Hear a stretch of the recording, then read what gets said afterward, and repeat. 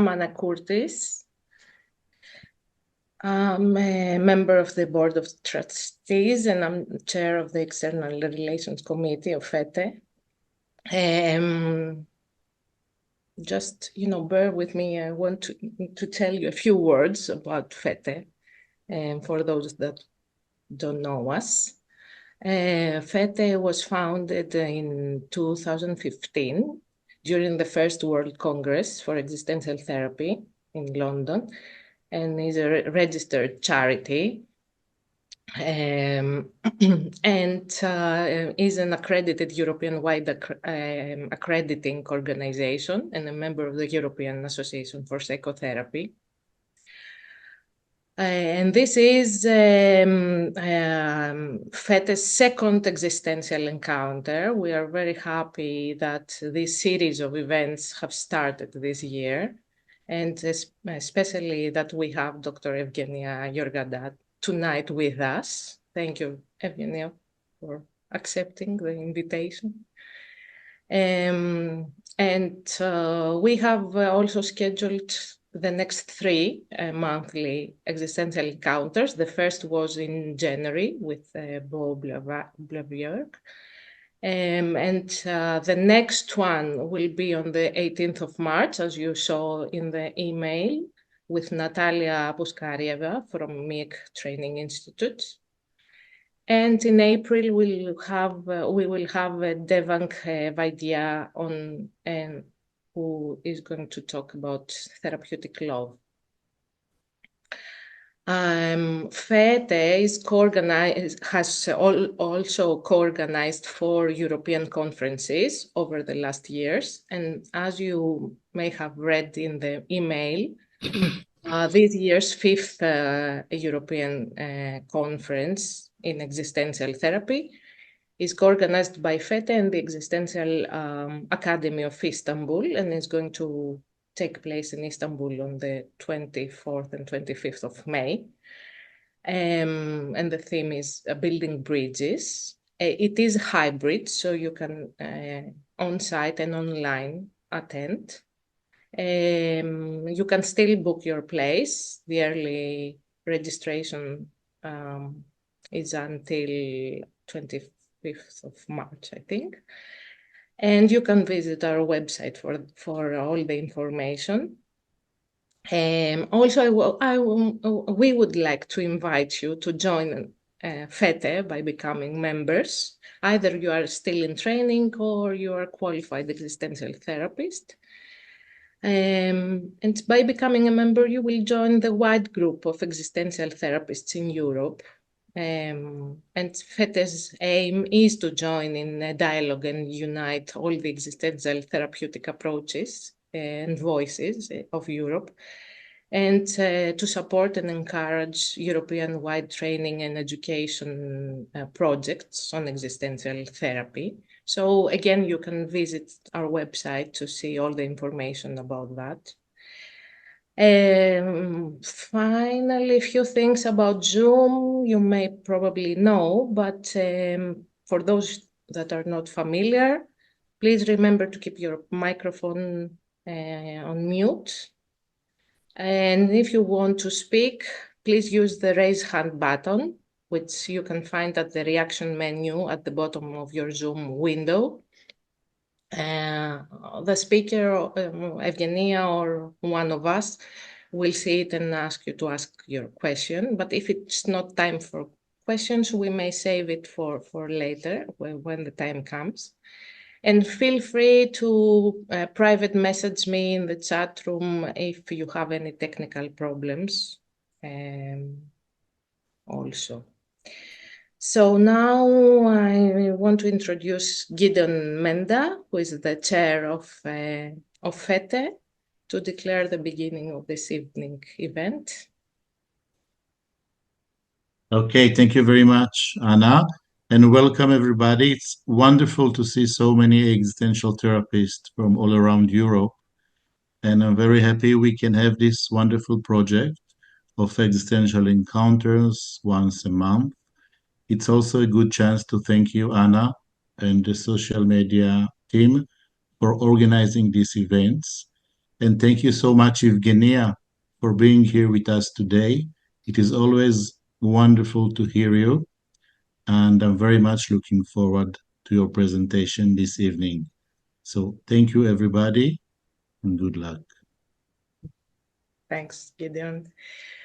So I'll introduce Evgenia to those who may not had the luck to know her. Evgenia Georgada is an existential humanistic therapist. She's a member of the American Psychological Association and of Division 32 of Humanistic Psychology. She's a certified psychotherapist and member of the European Association of Psychotherapists. Also a member of the Federation for Existential Therapy in Europe, FETE, and a founding member of FETE. Member of the Hellenic Psychological Society and of the Association of Greek Psychologists. She has taught psychology and is lecturing and running seminars both in local and international congresses. She's the author of 3 books and numerous articles for journals and collective publications, both in Greece and abroad. She co-founded Gignaste, the Hellenic Association for Existential Psychology, in 2004, where she's a chief administrator, trainer, and supervisor. She has served as secretary in the board of directors of the National Organization of Psychotherapists of Greece and as membership secretary and member of the board of trustees of FETE. And in 2023, she received the Charlotte and Carl Buehler Award for her Gignaste's outstanding and lasting contribution to humanistic psychology. So, Evgenia. Okay. Well, thank you. Thank you very much, Anna. And thank you, Gideon, and all of the board for inviting me, and the External Relations Committee for inviting me to this Existential Encounters. It's a very nice effort to bring us together from different countries and to discuss different subjects that I think are of great interest to all of us. When I was asked what I wanted to present, I really didn't know what I wanted to present in the beginning. And I struggled a little bit with the question of what would be meaningful to address. But since we live in a world of experiencing a lot of trauma, and since there is so much discussion lately and a lot of research done on trauma and trauma therapy, I thought that maybe we can also talk about trauma and the healing process in this second existential encounter meeting. Basically, I think that all of psychotherapy deals with trauma. And I wanted to start by sharing my PowerPoint and discussing a few things, bringing in some ideas about the way I understand at least trauma, and I will focus more on developmental trauma, which is something that I have always been interested in.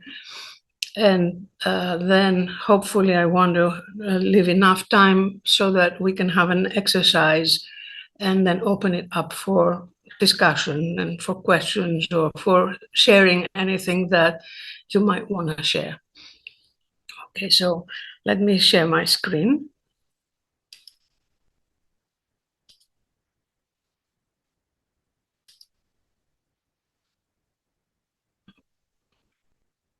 I hope you can see it.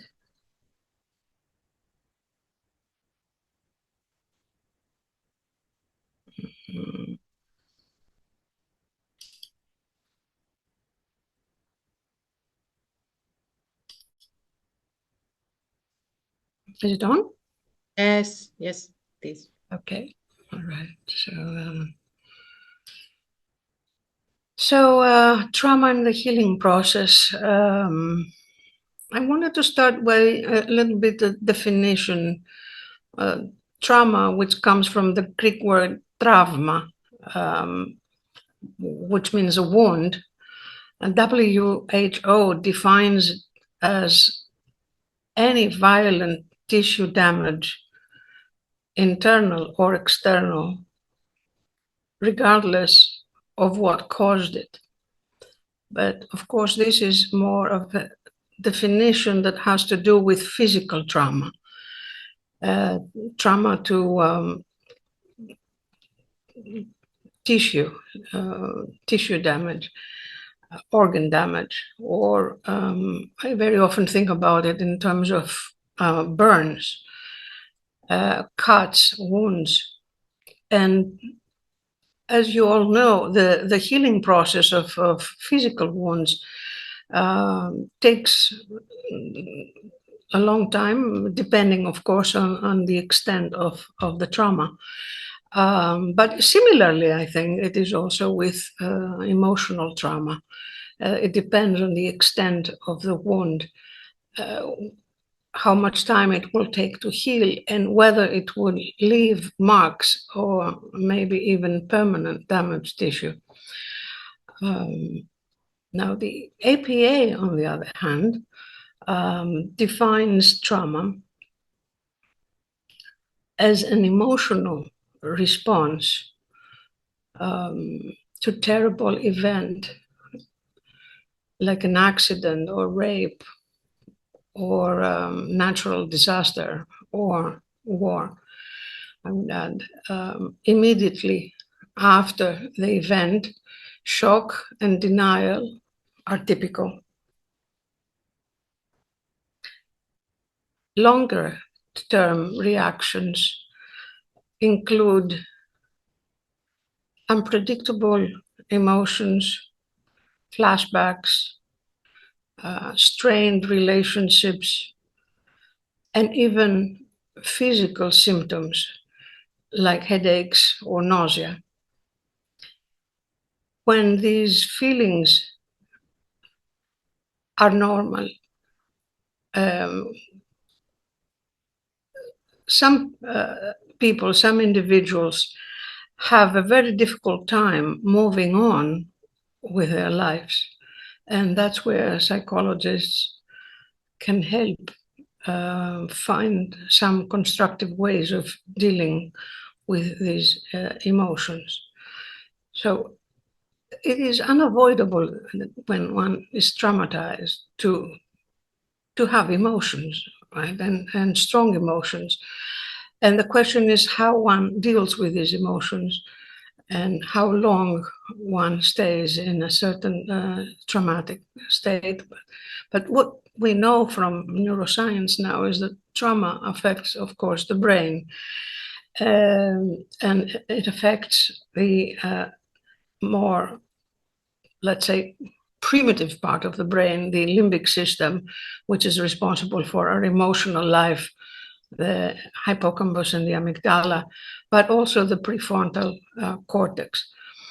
Now, that will have a lot of relevance when we're also talking about developmental trauma, because if trauma happens early on in life, it very often leaves a certain permanent dysfunctions in the way that the brain is functioning. So our traumatic events are really haunting us and are always there. It is not something that can disappear. Our lived experiences are really part of who we are and how we experience the world. And this was the reason why I constructed these idea when I was still in college. I was thinking of how all of my lived experiences, because it all started because I was trying to figure out, really understand myself a little bit more, and who I was and how free was I really and where was my freedom, if there was any.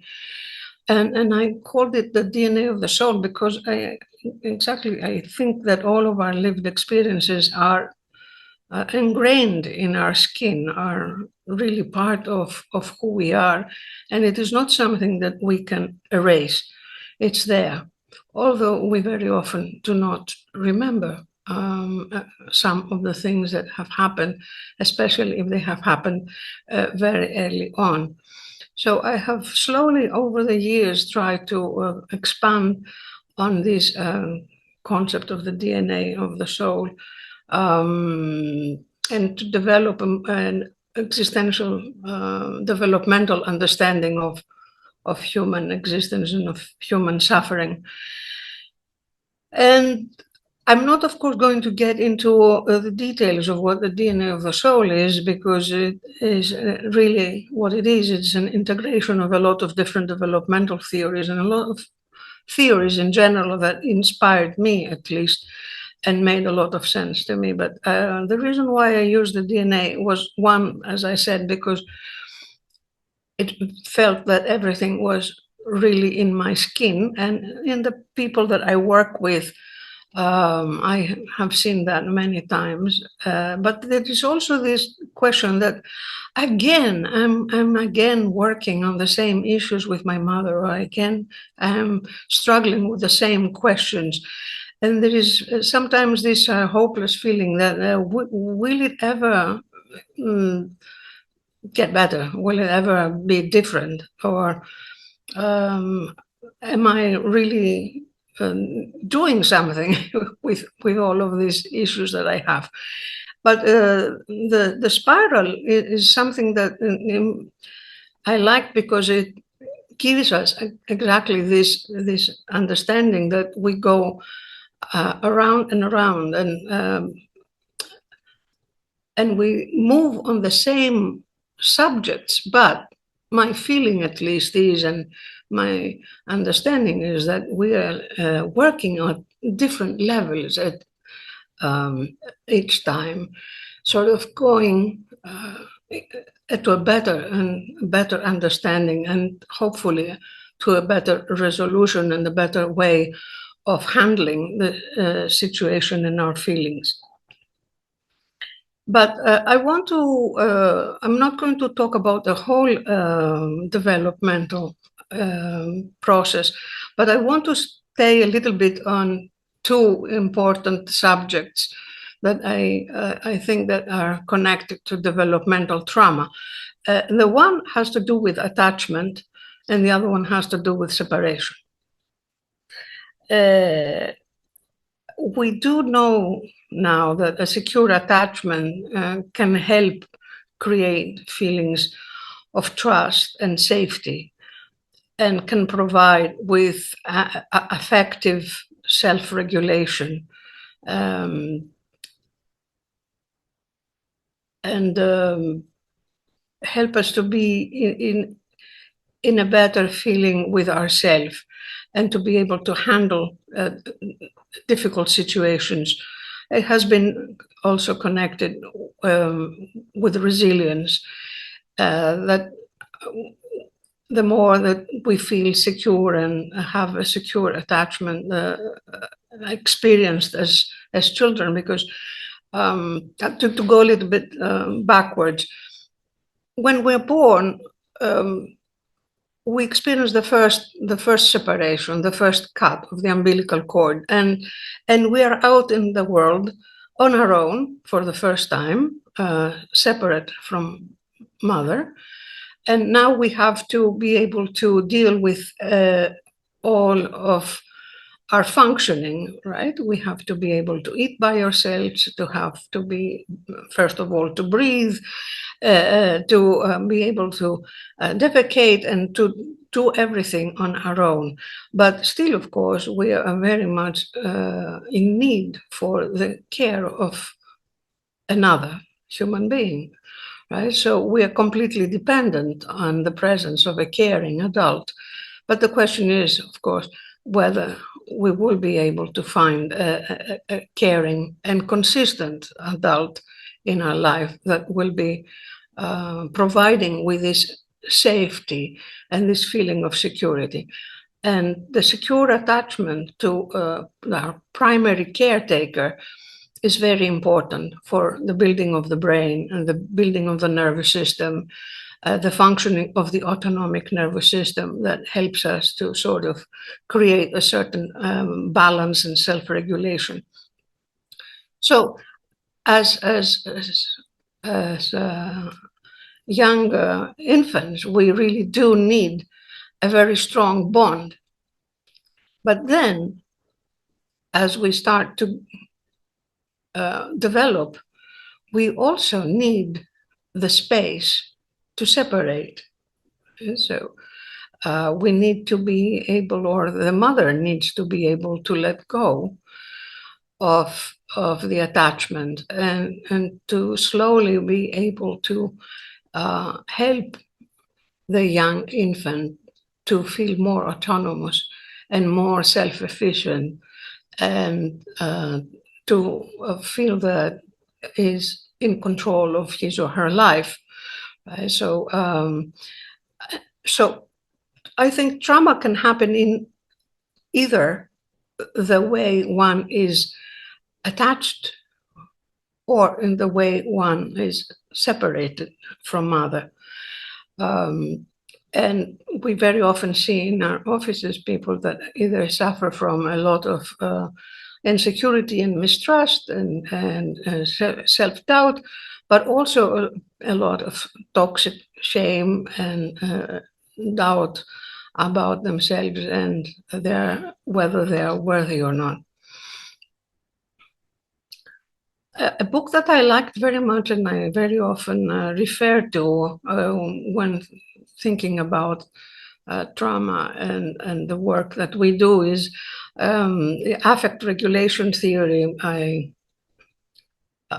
Daniel Hill. And he writes in the book, affect is at the core of our being. It is a measure of our heart. It excites us and deflates us. It connects us and distances our relations with others. When affect is regulated, we are at our best.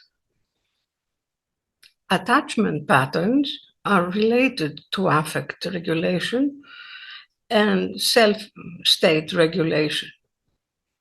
They affect both brain functioning and the autonomic nervous system, the sympathetic parasympathetic balance.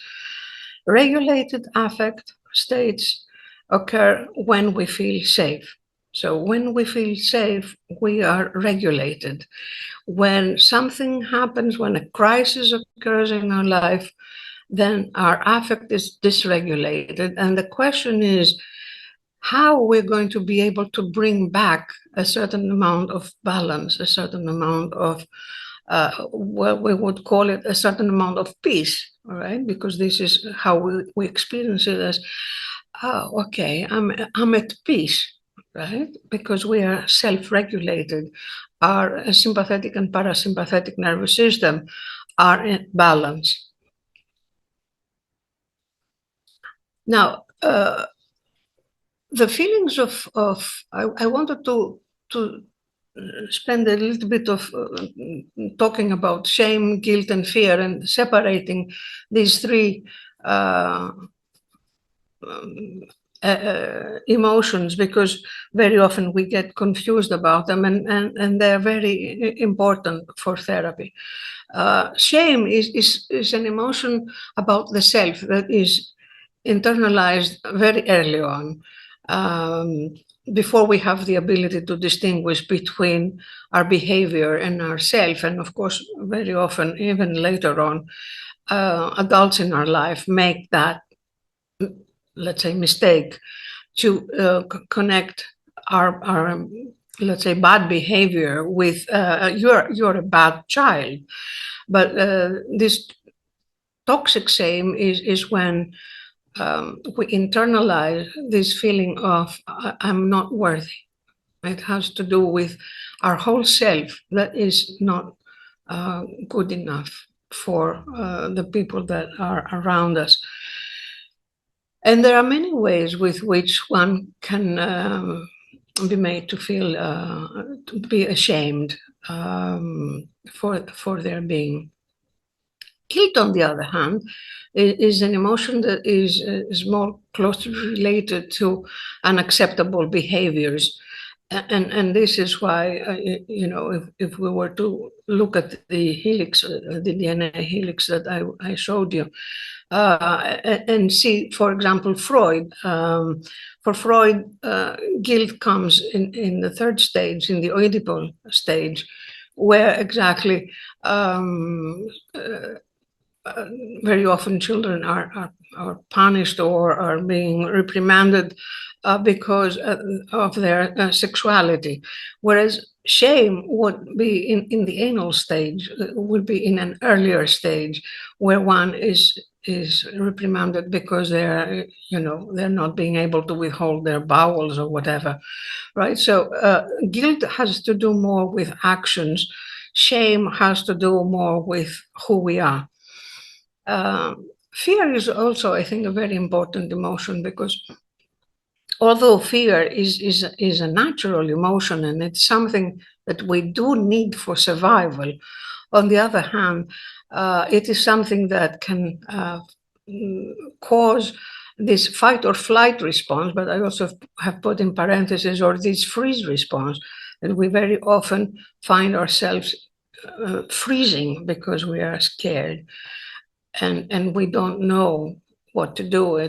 There is a very interesting photograph of an MRI in Van der Kolk's book, The Body Keeps the Score, where there is absolutely nothing happening and no action in the brain because somebody has frozen from fear. Right? So when fear happens, everything freezes, and we are unable to really respond. On the other hand, this is when we are in an uncertain environment and when we feel very insecure and very small, mistrustful. It is very often that these feelings are instigated, that we feel fear and shame and guilt. I want to move a little bit to the healing process. And so what do we do with all these emotions? This fear, this guilt, this shame, this insecurity, and all these traumatic events. That I do want to make a little parenthesis here, because of course we're not talking only about very obvious trauma. The physical or sexual abuse are really very obvious traumas. But at least what I have experienced in my work is that there is a lot of other forms of trauma that have to do with emotional trauma that comes from either some form of neglect or criticism or some other form of rejection, where it is not really so obvious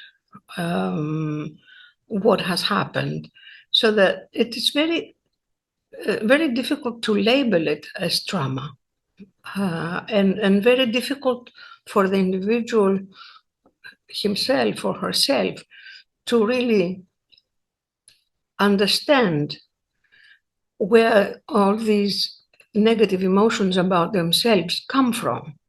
So where does all of these unworthiness and insecurity that I am experiencing in my low self-esteem, where does it really come from? Why do I feel so ashamed of myself?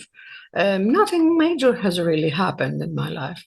But so it takes a lot more time and effort to be able to slowly get in touch with whatever has really caused the trauma.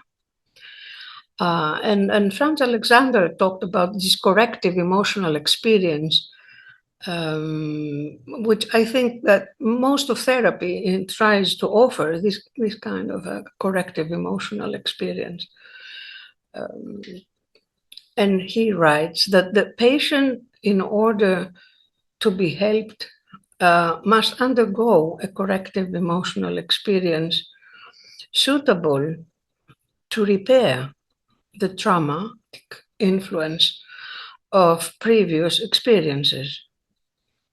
It's very interesting, however, that he proceeds to say it is of secondary importance whether this corrective experience takes place during treatment, in the transference, because he is a psychoanalyst, in the transference relationship, or parallel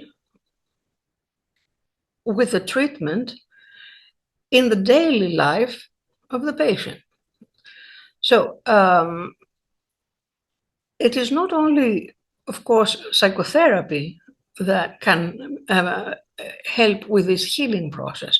Other important relationships can also play a significant role, or other events in one's life can play a very significant role in this corrective emotional experience, in sort of repairing whatever trauma has happened. And but I will focus a little bit more on this psychotherapeutic relationship, of course. So how can therapy provide this corrective emotional experience?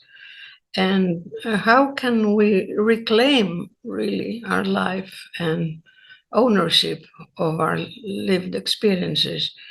How can we really make peace with ourselves and with our life story, with our life history? I think that the cornerstone of therapy is the restoration of trust. That what happens, that what is traumatic is that the person that you are relying on, which in the beginning is your parents, sort of break this trust. So you, depending on the extent of course, of the trauma, on the extent of the neglect or the criticism or the abuse that happens, the deeper issue is one of trust. Is how can I really trust somebody? How can I trust anybody? How can I trust, and in my mind at least, it is also how can I trust life? How my trust is really lost. And I think that the Therapeutic Alliance is really the one that is trying to restore this feeling of trust in another person, trust in the world, trust in ourselves. And how do we do that is through the creation of a bond with our client, our patient. I don't like the word client, I don't like the word patient. But anyway, how do we do this with the person that we're working with?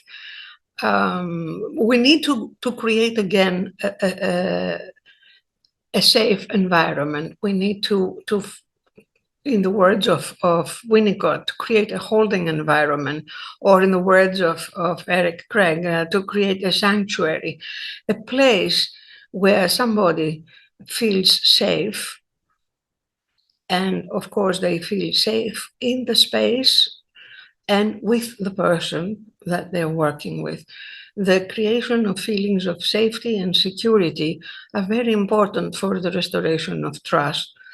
And that in turn is very important for corrective experience.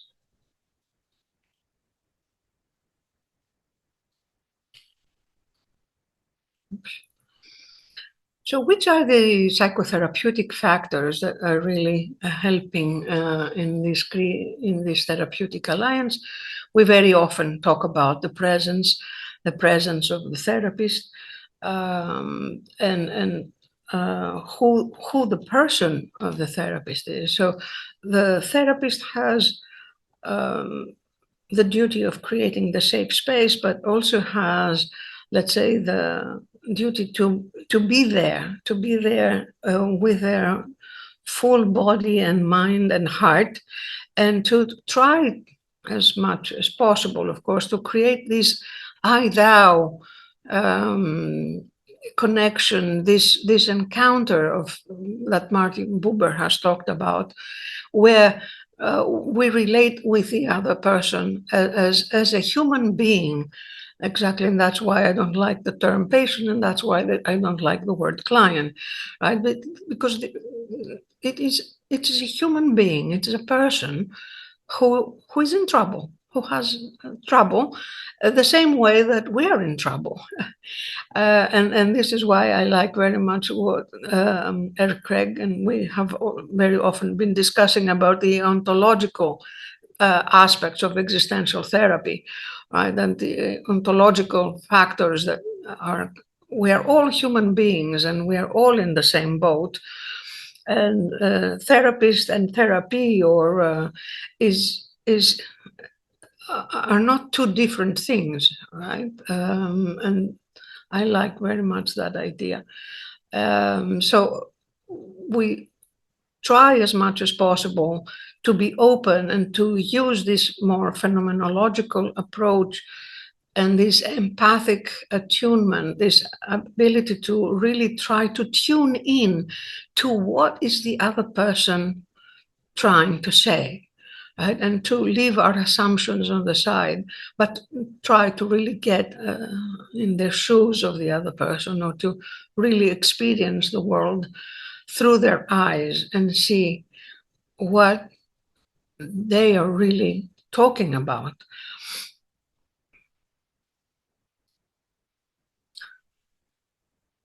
I wanted to bring in one more thing that in the Greek language, the word anthropos, which is a human being, comes from two words, ano and throsko, which means moving upwards. And this is partly why, as Anna said in the beginning, I really come from the humanistic tradition. And I really do believe that, and this is why I use the DNA spiral, and I do think that we are trying at least to evolve. We're trying to move upwards.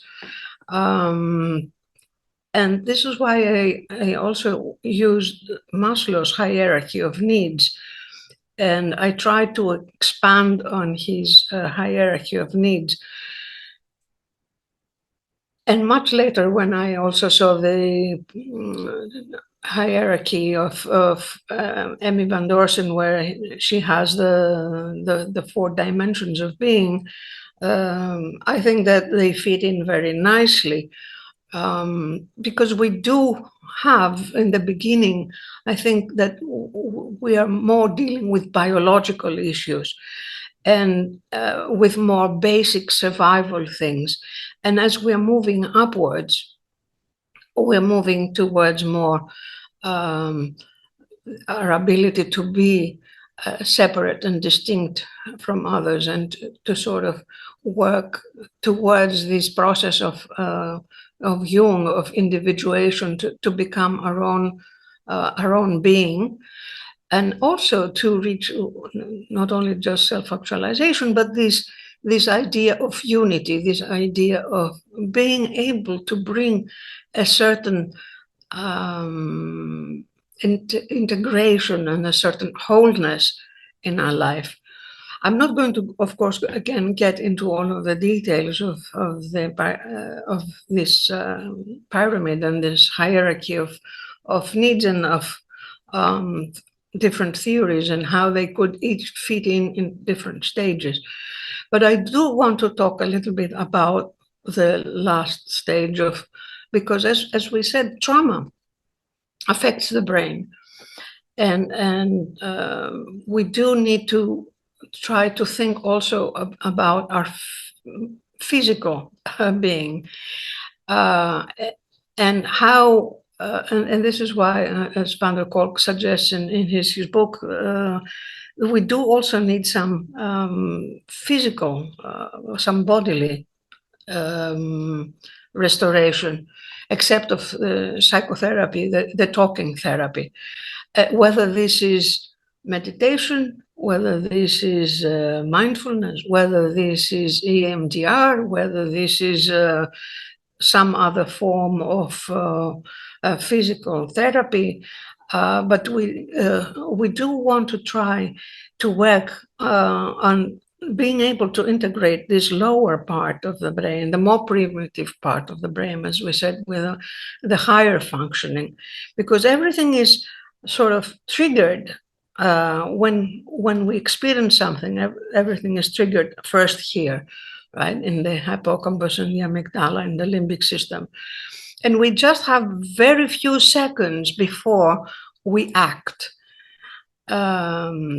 that the information goes up to the higher brain to be processed, so that to not act on an impulse, but to be able to think a little bit of what is it that I am now reacting to, and how do I really want to deal with this situation.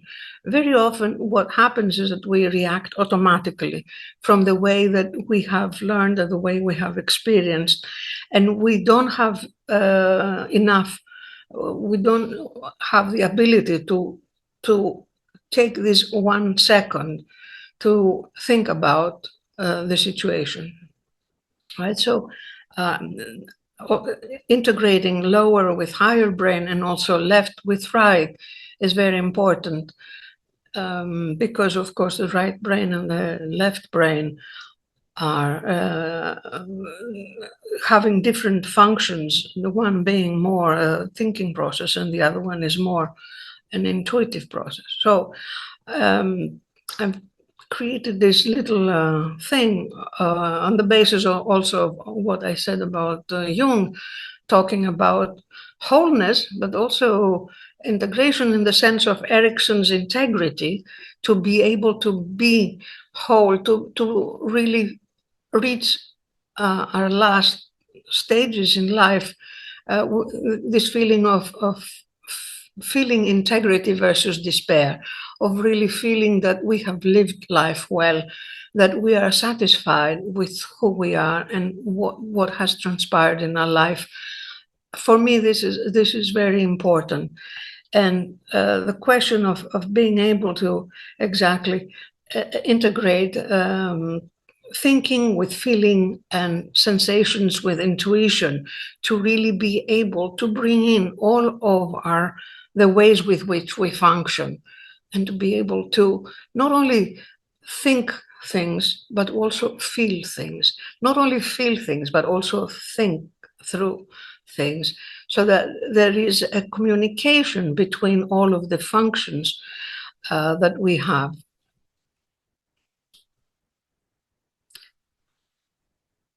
And to finish my presentation before we move into our little exercise and then our discussion, one of the things that I have brought to I had the opportunity to present in the last World Congress that we had in Athens, is this idea of authentic historicalness.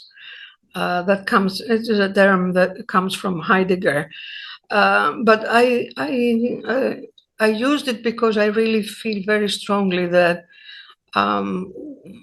what I see in my life and what I see in the life of of the people that I work with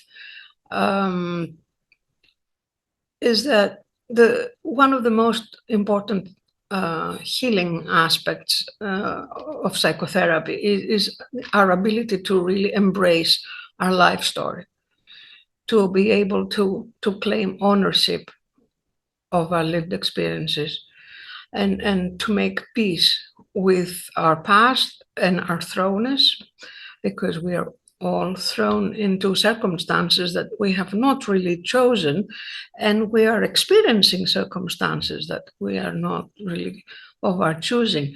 But to really be able to make peace with all of that, and to somehow reach an openness towards our possibilities is, I think, what Heidegger talked about, choosing our fate.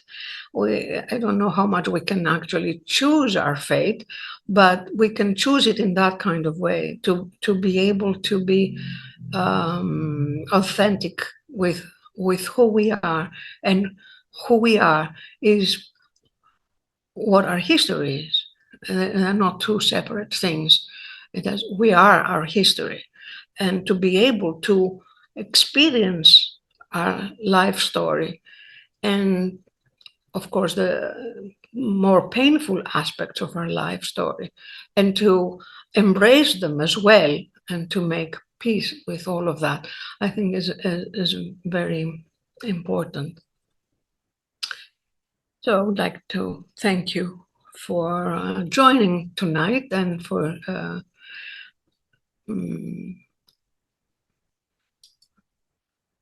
I will stop my share screen, and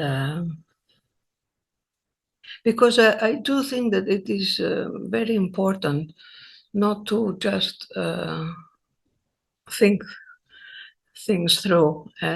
I also wanted to do a little bit of an exercise so that we can all try to a little bit get in touch with something, with some of our feelings, and maybe then have time to open it up for discussion. So I wanted to suggest that if you would like, I would like to invite you to take a few minutes to think of something personal. And if you're willing to follow the instructions, you can, if you feel more comfortable, you can even turn off your camera. But I would like you to please sit in comfortable position and close your eyes.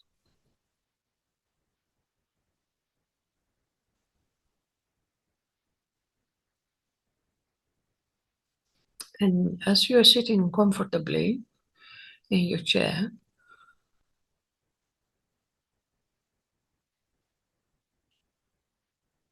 take a few breaths. Breathe in to fill your lungs and belly with air. Hold your breath for a few seconds and then exhale. Empty completely your lungs from the air before you breathe in again.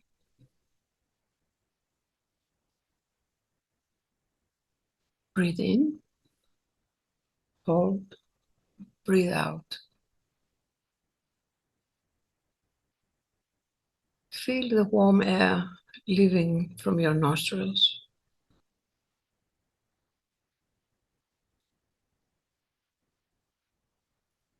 Let all the air and all the tension leave from your body.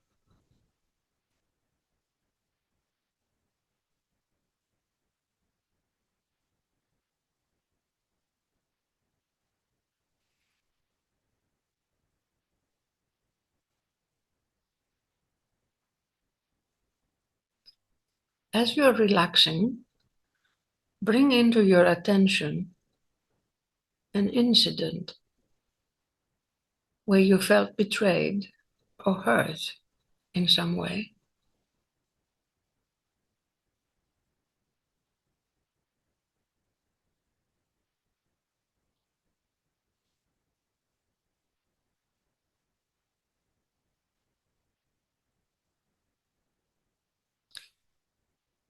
Allow yourself to get in touch with your feelings.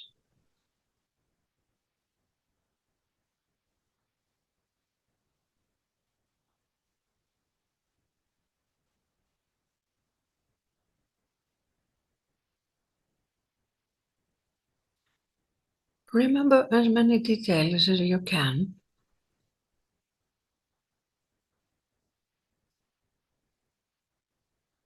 Where are you? with whom you are, how you feel.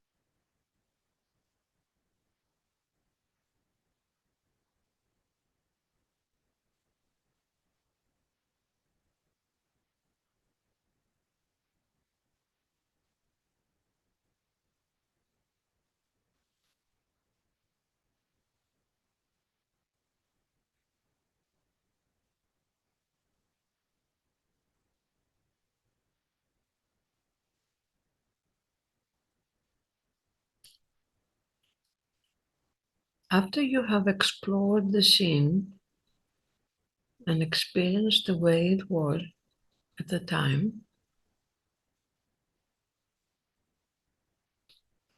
and when you're ready, slowly open your eyes and come back to the room.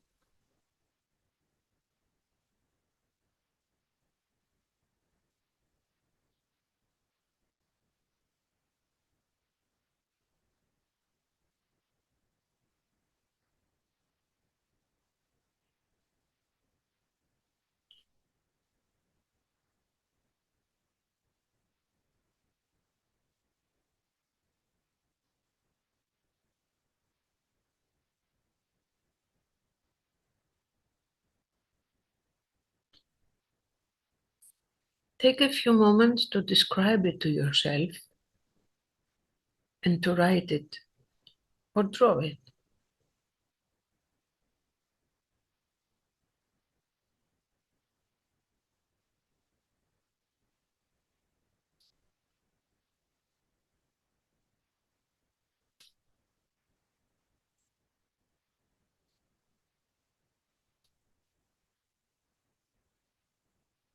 If you feel comfortable, explore how it is today for you.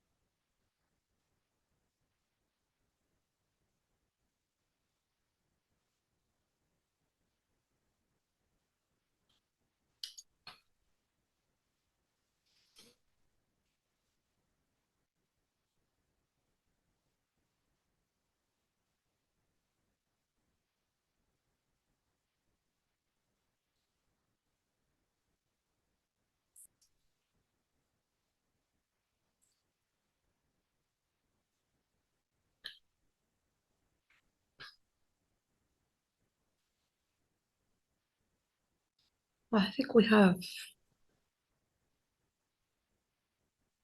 time to open it up. Thank you for participating in the lecture and for following the instructions. I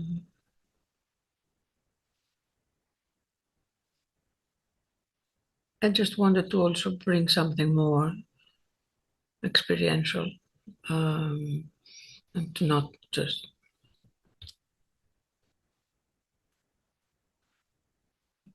but I'm open to hear if you want to share something either from your experience or if there are questions or something that you would like to bring.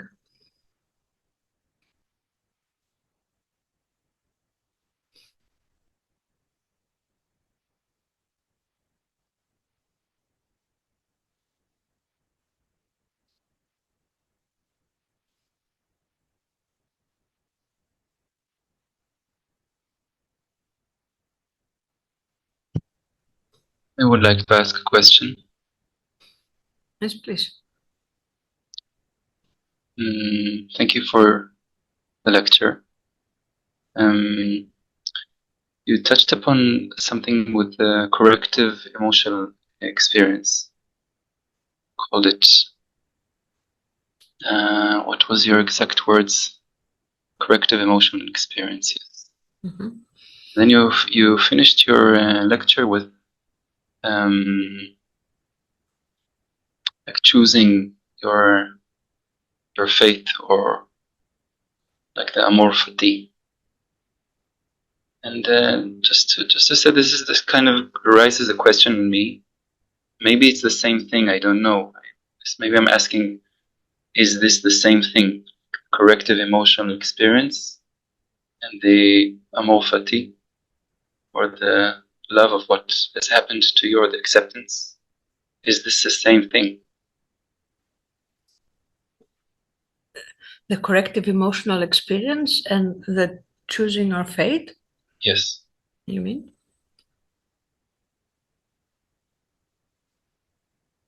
Can you say a little bit more? I mean, how Yeah, do you understand it?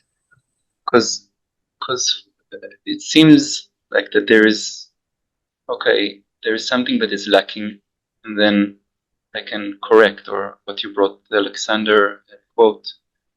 There is something that is there was something lacking, and then I correct what was lacking, what was not right, or something like this. It's more like a model of there is a lack, and then I feel something that wasn't there. And then there is the other model of, okay, accept that this has happened.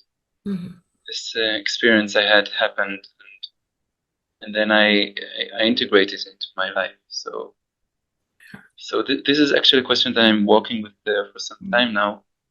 The healing process is it more about filling in, like filling in the gaps, or also on the personal level, things that I didn't have as a child or as a person growing up. So I'm looking, I have this yearning to fill these lacks. On the other hand, I feel that there are lacks in my life. There are holes, I would say, in my psyche that maybe will be constantly remain like holes. And my inner work with them is to just accept this is me. This is part of me. These lacks also. So in your lecture, as I heard it, experienced it, you put these words like the corrective emotional experience would be like the first option of filling in what was lacking, and then the second option is like accepting, just accepting that there are lacks. This is how I've become. So I wonder what is the relation between these two strands. Mm-hmm. Okay, I think I'm understanding a little bit more. When I'm talking about corrective, I don't actually mean about something that is lacking and that you fill it in. But it's more a wound that can be repaired. And the way that it is repaired is through acceptance, I think. It is, it's not something that can be replaced. For example, if somebody has been born fatherless, or it's not something that can be repaired. It is a fact. And it is a wound there. It is in some way an emptiness that cannot be filled because you cannot have a father. I mean, this is a fact.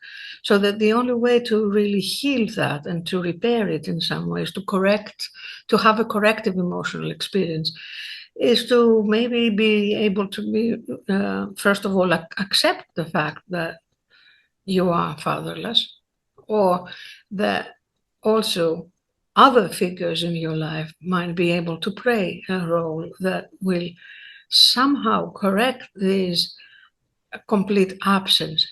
It can never be the same, of course, as if it was your father, right? And this is why I said, depending on the extent of the wound, there are certain wounds that the scars will always be there.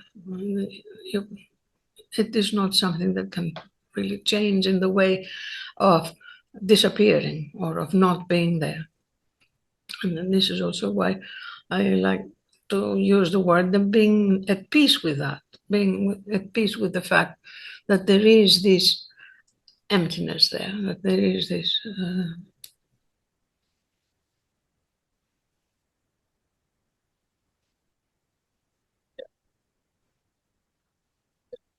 So it's both, maybe, what you're saying. You're saying also accepting there are wounds that will continue to be there, and the acceptance of it, of being at peace with it, kind of makes the correction. But also now, in the example you gave, I would find also other persons that would maybe give me, or that I will have this experience that I didn't have through them or with them. So it's maybe both, if I understand. Right, both.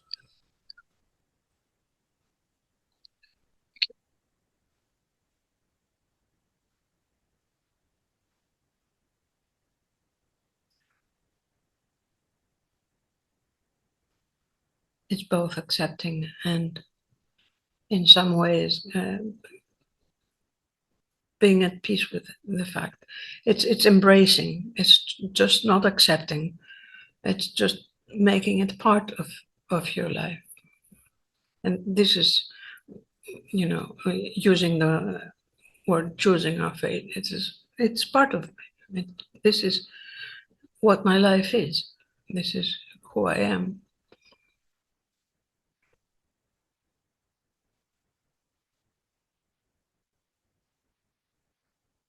It's not something that can change. And I think that this is also something that is very interesting that the Alcoholic Anonymous have in their prayer. And, God give me the strength to the wisdom to know what are the things that I can change and what are the things that I cannot change, and the courage to be able to, accept them and really. There are things that we cannot change. This is why we talked about the thrownness. We're thrown into the world. We don't choose to come into the world. We are thrown into the world with certain circumstances. Biological, social, environmental, cultural, political, everything. We're in a certain family. So there are so many things, and this was part of my struggle, at least. How can I claim that I am free since I have so many givens that are not of my choosing? And the only way that I found around that dilemma is that, but if I make them my own, if it is that this is who I am, and this is is all part of me and of who I am. And then, you know, in my here and now, I can ask myself, how do I want to live my life with all of my givens, with all of who that compose myself? That's where my choice is. What do I do now with all of my givens? Maria, I see your hand. You can't hear you. You have to unmute. Sorry, yes. I would like to thank you very much for the lecture. And also I was thinking as I was listening to you, and especially now with what you said at the end, that it sounds to me a lot like it's like a prerequisite is to let go of feelings of maybe anger or pain or hurt in order to embrace who you are and your thrownness, and kind of like putting responsibility there and taking ownership of your life. Right. And you're absolutely right. I don't think that you can embrace your life story if you are angry with your life story. Embrace that's also why I use the word being at peace with. You know, embracing for me has to do with, yeah, I'm sort of able to hold all of that.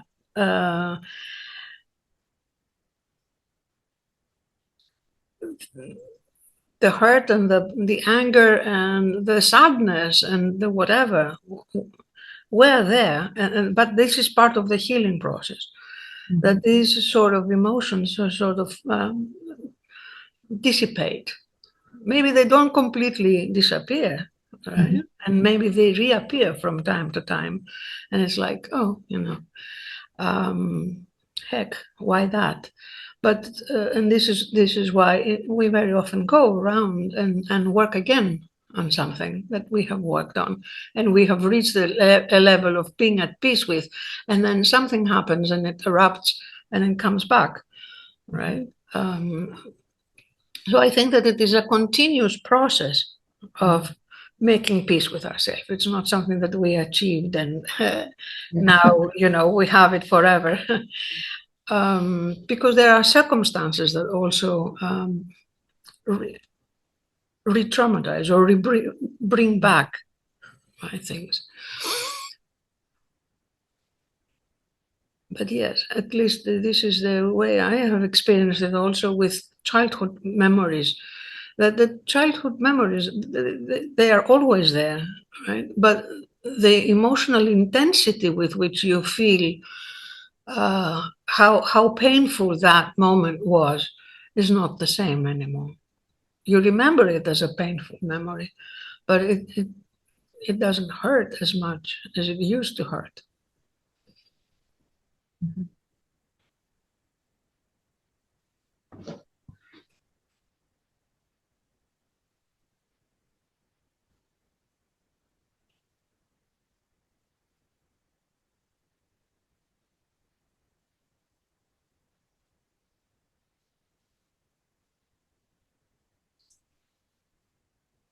Other thoughts or feelings or something you want to share from this little experience of being hurt or being betrayed?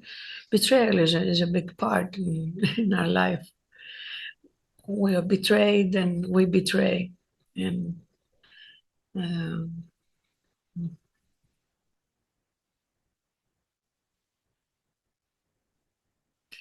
yes, Annie. Hi, thank you for the lecture, first of all. I was thinking also about this betrayal and connecting these to the topic of the lecture of the trauma and the childhood developmental trauma. It's something also related to the existential loneliness a lot.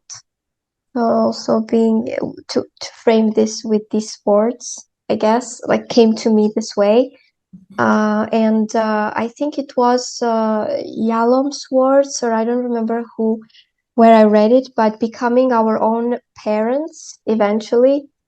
It's something that really inspired me. So then I associated these words as well, to accept the sadness of this loneliness that is, and we cannot escape this, something that is there. And you also said it, there are some facts which we can't escape.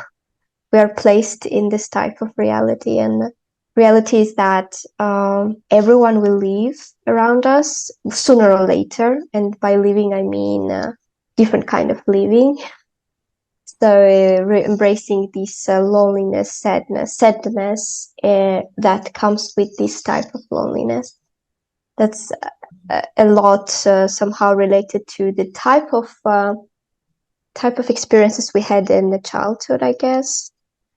And it's really, I started to, listening to your very interesting lecture, I started to have this web of connections with all this information I had in my head.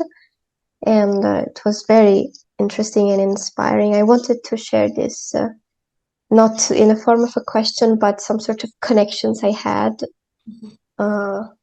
in my head. Thank you so much for this. Thank you for sharing that. Yes, and thank you. And yes, I do like Yalom's idea of the three types of isolation. You know, the interpersonal, the intrapsychic, and the existential. And although I have a lot of discussions with my friend Eric Craig about the fact that design analysis does not believe in the idea of existential aloneness, is because we are all connected in all moments of our life. But at the same time, I think the way I have experienced things is that we're out there in the world, and that we really do have to find a way to make it on our own. Although it is lovely to have people that love you and care for you and support you, they still cannot replace you. They cannot take your place. And the same thing with therapy, you know. It is the person who is in therapy that will have to do the work. I mean, we might be there as companionship, and our presence is very important, but still nobody can replace us. So this ability to be in good terms with ourselves is very important, because it is the only way to fight the loneliness and the isolation. And my experience again is that the better we are with ourselves, the better our relationships with others are as well. But to expect that others will be there for us so that we will not feel lonely, I think this is a big trap. And it's very important that we learn how to stand on our own. And this is why I think I give so much emphasis on the second stage of life of the autonomy, as I said, of being able to be helped in this process of separating and of learning how to stand on our own 2 feet, instead of feeling fearful or doubtful or ashamed or all of that. Because we do have to fight for our life. So nobody can replace us in our life. Thank you for sharing. Thank you.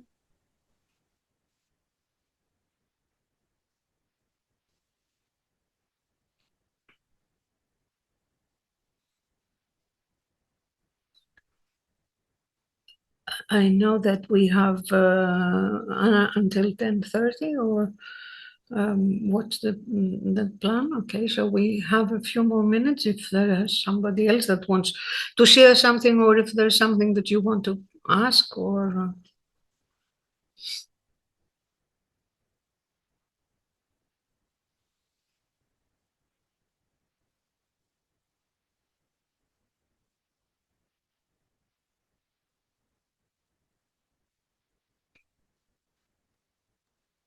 So I think what I learned from your lecture, Evgenia, or some of the things that I can learn, is that trauma also caused by others. We are affected by others, and that may cause trauma. But at the same time, the healing process can also be done through our connections with others. Right. And this is something to remember, because at the same time we can cause people feel bad, and we can cause people or help people Right. feel much better. And Mm. this is something for all of us to remember, not just as therapists, I think, but as human beings. Mm. Yeah.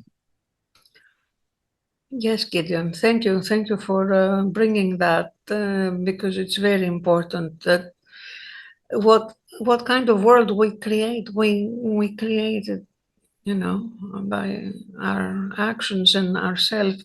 So it is very important.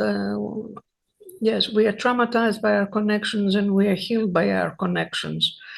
So we are very important to one another.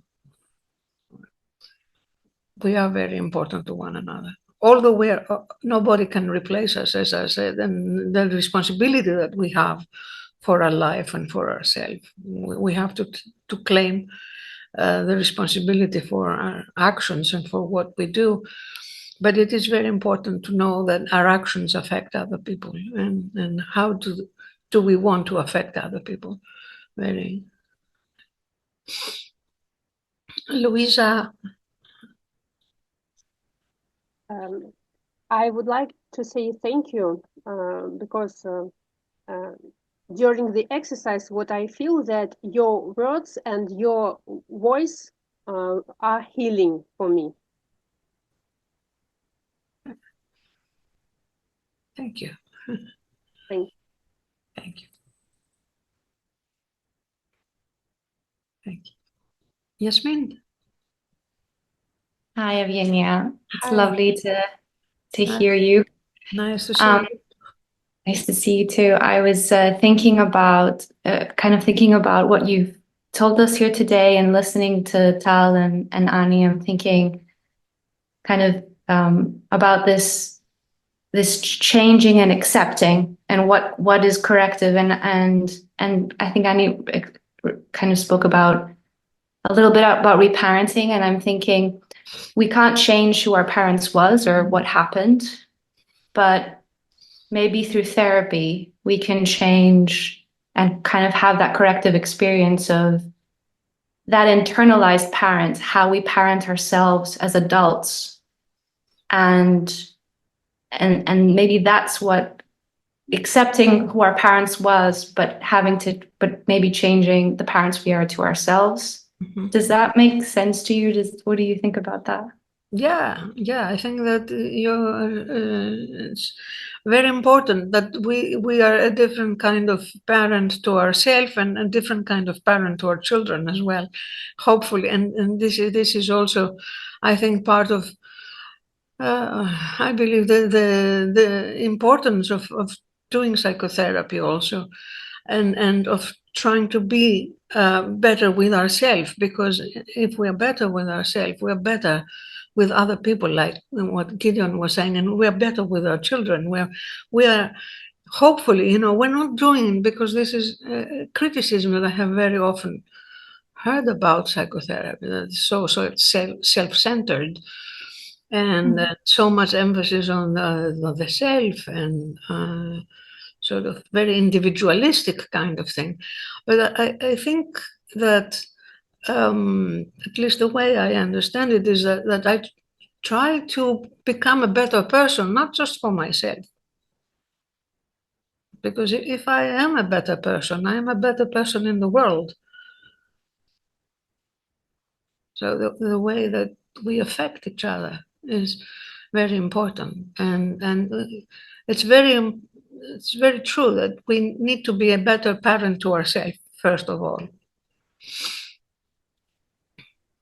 and to be able to treat ourselves in a better way. And this is why I think the whole idea of self-compassion is very interesting and important, because we want to be compassionate with other people, but we're not compassionate with ourselves. And I think these two go hand in hand, because the way you treat yourself is the way you treat others as well. Yeah.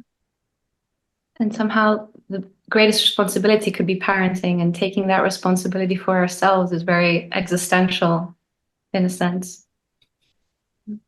Thank you. Yeah. Thank you. Yeah, and maybe in a way, when you go to therapy, you choose who your parent is or who your parent is going to be. And that is unlike the given, who is your biological parent. And perhaps through that choice of or re-choosing your parent, you then can become a new parent to yourself. Well said. Oh, yeah.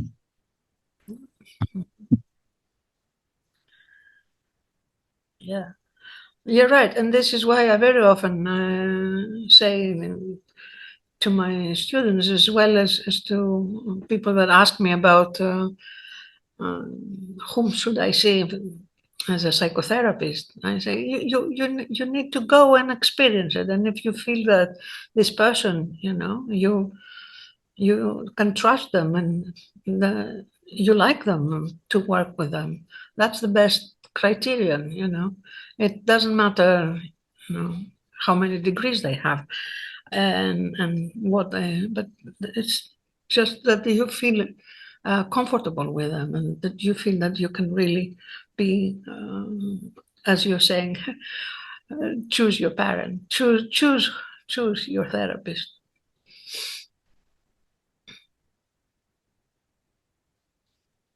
I have a last question. Kenya, you said you don't like the word patient. You don't like the word client. I was curious if there is another word you do like to kind of describe or to in the therapy room.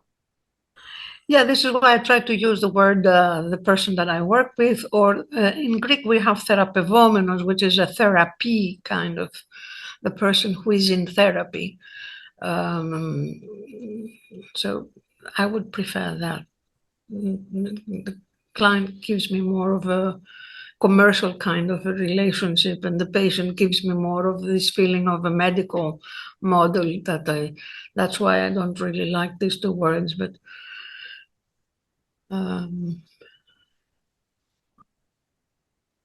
sometimes I write therapy with double E at the end, word therapevomenos in Greek.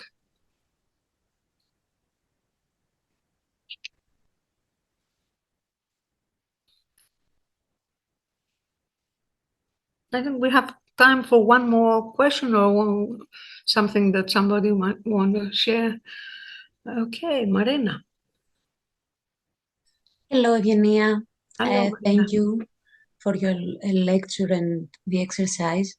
My English is not good, so I have written my question to be understood.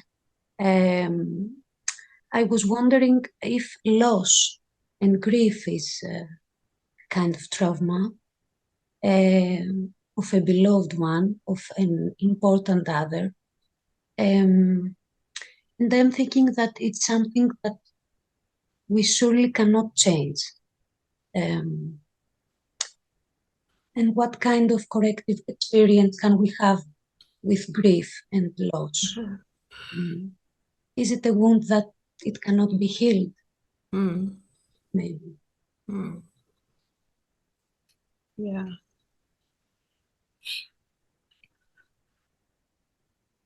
Loss is definitely a very important trauma. And I don't know, yes, if we can use the word heal, but I would use more the word come to terms with the loss, because our whole life changes when we lose somebody, if it is an important person. I think that Spinelli and Eric Craig talk a lot about that our whole worldview The whole world that we know is different.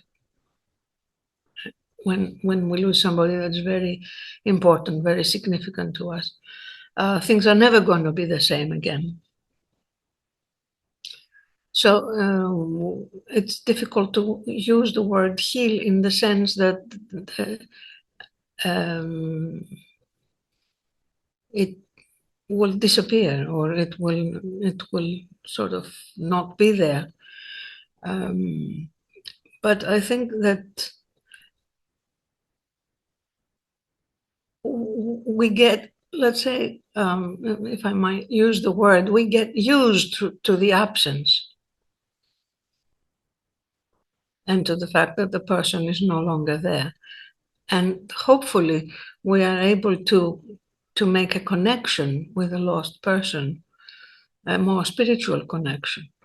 Because I think our dialogues with the people that we love and we have lost never stop. We always bring them in our memory, and we always think of them. And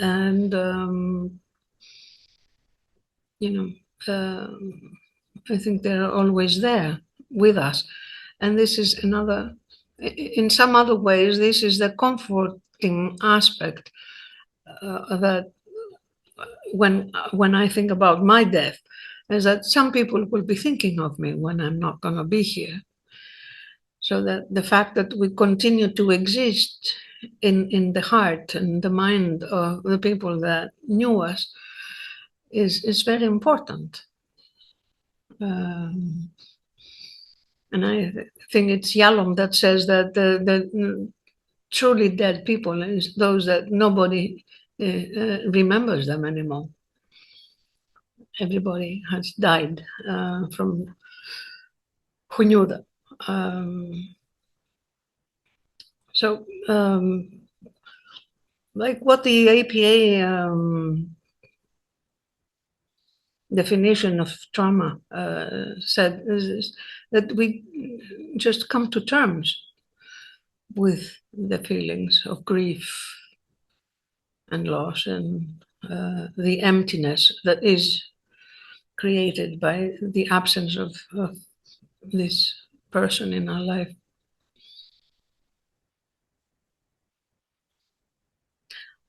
And to make a little parenthesis on that, I think that because it hurts so much when we lose people that we love and that we are connected with, is that we very often are scared of being very connected with people. And we shy away from deep connections because we don't want to be hurt by losing them. But on the other hand, life with no love and with no connections is very bare. So if we want to live a full life and be loved and love and be connected, we must also be prepared to suffer when we lose the person that we love. I think they go hand in hand. So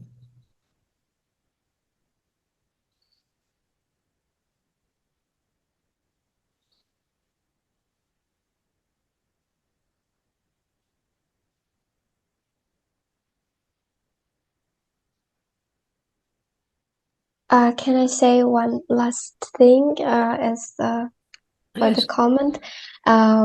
Because I remembered when you said that the person is truly gone when no one remembers them.